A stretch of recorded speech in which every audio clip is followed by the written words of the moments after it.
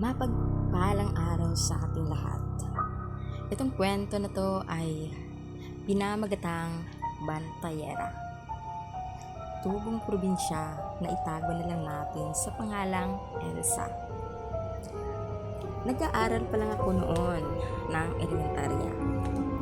At meron akong kapitbahay na itago na lang natin sa pangalang Pedro.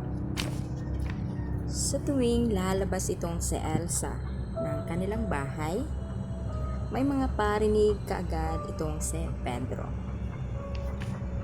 Ika nga ni Pedro, huwag ka na mag-aral. Ika nga ni Pedro, mag-aasawa ka lang din naman.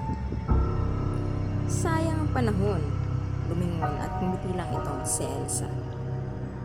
At nagpatuloy ito sa paglalakbay patungo sa paaralan. At napagtanto ko at napaisip ako, sabi ni Elsa,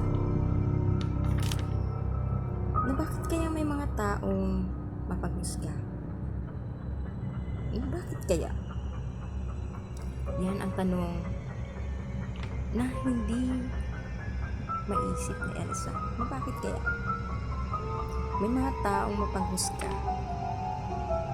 Imbis na suportahan at palakisin ang loob ng isang bata.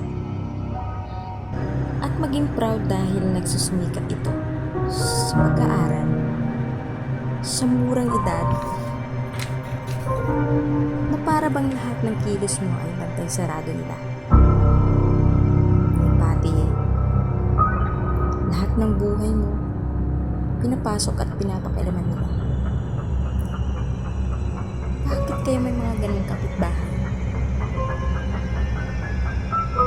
Chismis ka nila sa ibang tao na hindi naman tunay. Hanggang dito na lang po muna ang kwento ni Elsa. Maraming salamat po sa panunood at sa pakikinig ng kwento ni Elsa.